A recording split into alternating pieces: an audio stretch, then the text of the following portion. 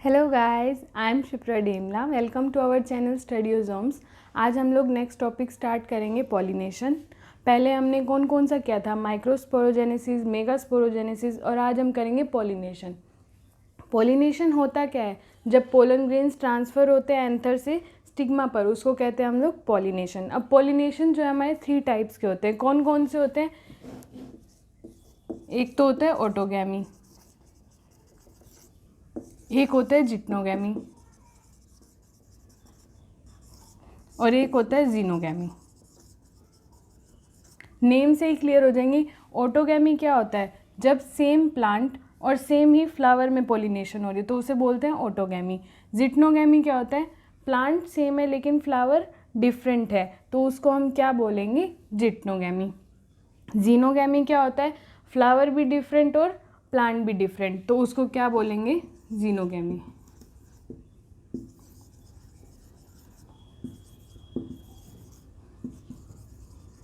ठीक है। अब ऑटोगैमी में तो होगा ही सेल्फ पोलिनेशन, इसमें एजेंट की कोई ज़रूरत ही नहीं है। जिट्नोगैमी और जीनोगैमी में चाहिए क्योंकि एक फ्लावर से दूसरे फ्लावर में हो रहा है। और इसमें एक चीज़ और याद रखनी है, जीनोगैमी में जेनेटिक वेरिएशंस आ सकते हैं क्योंकि डिफरेंट प्लांट के बीच में हो रहा है ना ये पॉलिनेशन, इसलिए। अब एजेंट्स हमारे कौन कौन से हैं इसमें,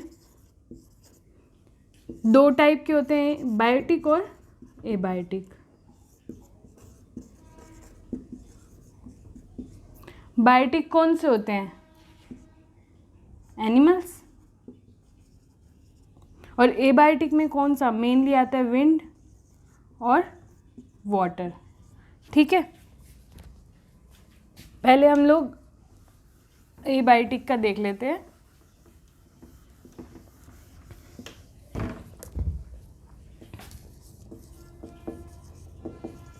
अबायोटिक में कौन से पढ़े हम लोगों ने, विंड और वाटर। विंड में कौन सा हो जाता है, जैसे अब विंड में हो रहा है तो कोई भी विंड में एक चीज़ उड़ रही है तो वो हल्की होनी चाहिए, तो पोलन ग्रेन जो है लाइट होनी चाहिए, और स्टिग्मा जो है फैदरी होना चाहिए ताकि वो उसको कैच कर सके। ठीक है। और वाटर में कौन सा अभी पोलिनेशन हो रहा है, जैसे वेलेस्नेरिया। ठीक है, वाटर के एग्जाम्पल तो ये हैं। विंड में जो है ये एग्जाम्पल मेन है, वाटर हाइसिंथ और वाटर लिली। नेम में तो है वाटर लेकिन होता किसके थ्रू है, विंड से। ठीक है, ये है एक्वेटिक प्लांट्स लेकिन ये ऊपर आ जाते हैं, सरफेस के ऊपर ही रहते हैं ये। ठीक है, और पॉलिनेशन विंड से होता है। ठीक है, और एनिमल्स में मेनली इंसेक्ट्स होते हैं। ठीक है, अब नेक्स्ट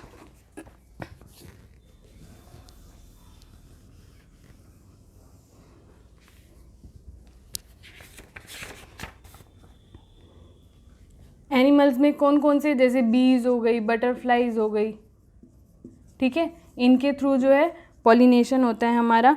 अब इनमें जो फ्लावर्स होंगे ना, जो विंड और अबायोटिक के थ्रू हो रहे हैं, तो फ्लावर जो है कलर्ड नहीं होंगे और नेक्टर भी नहीं होगा उसमें, डल से होंगे वो फ्लावर।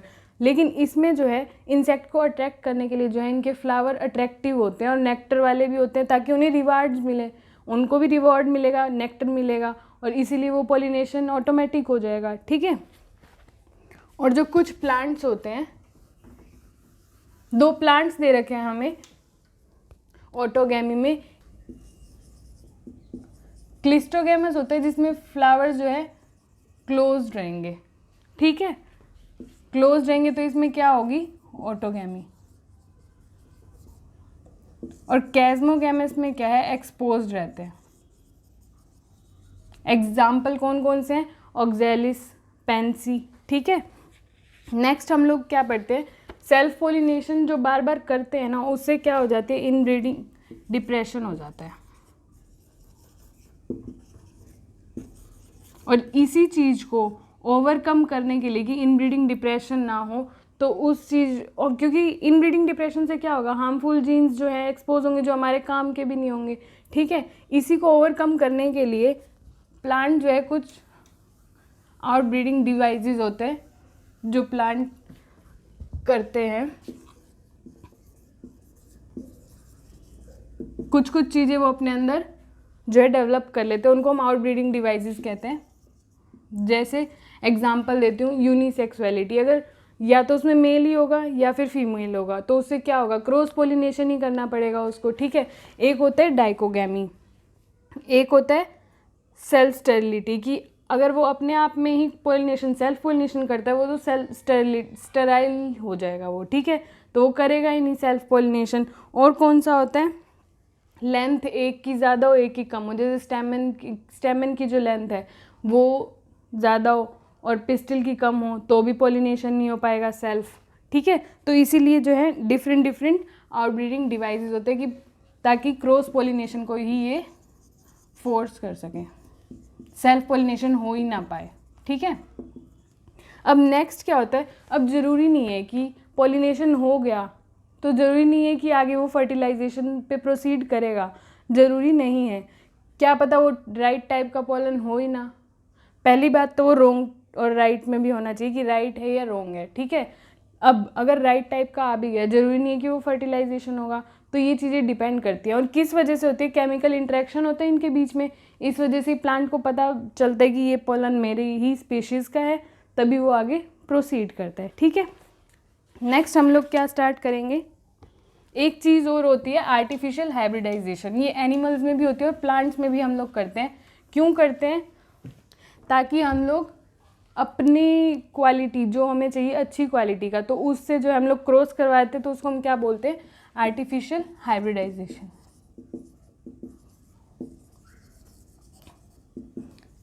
और करते कैसे हैं, अगर हम यूनिसेक्सुअल प्लांट ले रहे हैं तो उसमें तो ज़रूरत ही नहीं है, हमें अपने डिज़ायर्ड पोलन हम लोग उस पर स्प्रे कर सकते हैं। लेकिन जब प्लांट हो बायसेक्सुअल, उसमें हमें क्या करना पड़ता है, इमैस्कुलेशन। कैसे, एंथर जो है हम लोग मैच्योर होने से पहले जो है एंथर को रिमूव कर देते हैं। फिर क्या करते हैं, एंथर को रिमूव करने के प्रोसेस को ही हम क्या कहते हैं, इमैस्कुलेशन। इमैस्कुलेशन किया, फिर उसके बाद क्या करते हैं, बैगिंग, ताकि कोई ऐसी पोलन ग्रेन आसपास का ना आ जाए, इसलिए हम बैगिंग कर देते हैं, ठीक है। बैगिंग के बाद क्या करते हैं, हम लोग वेट करते हैं कि कब जो हमारी पिस्टल है वो मैच्योर हो, और उसमें हम लोग अपना जो पोलन होता है हमें जो चाहिए वो डाल देंगे, और उससे क्या होगा, हमारे अकॉर्डिंग ही वो प्रोडक्ट आएगा जो भी हमें प्लांट चाहिए, ठीक है। ये हो गया आर्टिफिशियल हाइब्रिडाइजेशन।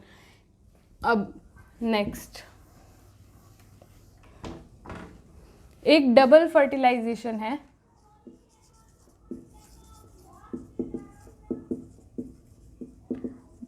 हमने लास्ट क्लास में एक डायग्राम पढ़ा था, कौन सा, ये तो है माइक्रोपाइलैंड, ये है चैलेज़ोलैंड, यहाँ पे 3 एंटीपोडल्स बने हुए थे, ठीक है, यहाँ पे 2 पोलर न्यूक्ली बने हुए थे, और यहाँ पे सिनर्जिड्स, फिलीफॉर्म अपरेटस, और यहाँ पे एक्सेल, ठीक है। यहाँ पे बच्चों को बहुत कन्फ्यूज़न होती है। अब ये देखो कैसे हुआ, माइक्रोपाइल के थ्रू हमारे यहाँ से पोलन ट्यूब जाती है, अगर पोलन राइट टाइप का है तो यहाँ से गई यहाँ पे फिलीफॉर्म अपरेटस होता है माइक्रोपाइल में, उसका काम क्या होता है, वो पोलन ट्यूब को गाइड करता है। यहाँ पे एग सेल है, इसीलिए ही वो सिनर्जिड्स के थ्रू जाता है, ठीक है। अब जो पोलन ट्यूब में 2 मेल गैमेट होते हैं, एक मेल गैमेट तो जो है ये एग सेल के साथ फ्यूज़ हो जाएगा, इसकी भी n है, इसका भी n होता है, जो मेल गैमेट आएगा, एक तो ये हो गया, तो ये हो जाएगा 2n, ठीक है। अब यहाँ पे एक गैमेट और है, वो इसके साथ फ्यूज़ हो जाएगा, ये 2n है प्लस n, ये कितना हो जाएगा 3n, ये तो बन जाएगा ट्रिप्लॉइड फ्यूज़न हो गई, और यहाँ पे डिप्लॉइड बन गया।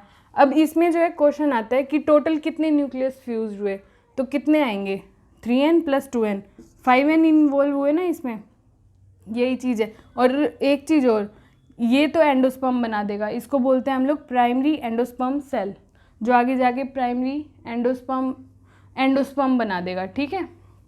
और इसको हम लोग क्या बोलते हैं, हमारा जाइगोट आगे जाके एम्ब्रियो, फिर प्लांट अपनी डेवलपमेंट करेगा और प्लांट बन जाएगा, ठीक है। ये चीज़ आई थिंक क्लियर हो गई होगी। आज के लिए इतना ही टॉपिक करेंगे, 2-3 क्वेश्चन से हम लोग वो देख लेते हैं अब, ठीक है। देखो लास्ट क्लास से रिलेटेड भी है थोड़ा बहुत, तो आप लोग देख लीजिए। प्रिजर्व फॉसिल्स जो होते हैं वो क्यों होते हैं, हमने पढ़ा था स्पोरोपोलिन होता है, आउटर लेयर में, और आउटर लेयर कौन सी होती है, एक्साइन। ठीक है, इसीलिए कितने भी ईयर्स हो जाएं वो डैमेज नहीं होगा पोलन ग्रेन, आपको उसके तो भी जो है रिमेन्स मिल जाएंगे। ठीक है, नेक्स्ट क्वेश्चन क्या है, हम लोग कितने टेम्परेचर पे जो है पोलन को प्रिजर्व करते हैं, -196। सारी एनसीईआरटी की ही लाइन्स हैं ये हमारी। ठीक है, -196, इसमें कंफ्यूज मत होना 196 और -196 में, -196। अब कितने न्यूक्लियाई इन्वॉल्व हैं डबल फर्टिलाइजेशन में, ये अभी हमने किया है 5। ओके, नेक्स्ट न्यूट्रिटिव लेयर कौन सी होती है पोलन सैक में, ये होती है हमारी टेपिटम, जो न्यूट्रिशन देती है डेवलपिंग पोलन ग्रेन को। ठीक है, यहाँ तक हो गया होगा ये वाला। और क्वेश्चंस अगर आपको चाहिए तो आप कमेंट कर देना, हम लोग क्वेश्चंस पे अलग वीडियो बना लेंगे और टेलीग्राम पे भी आपको अपडेट देते रहेंगे। Okay, thank you guys.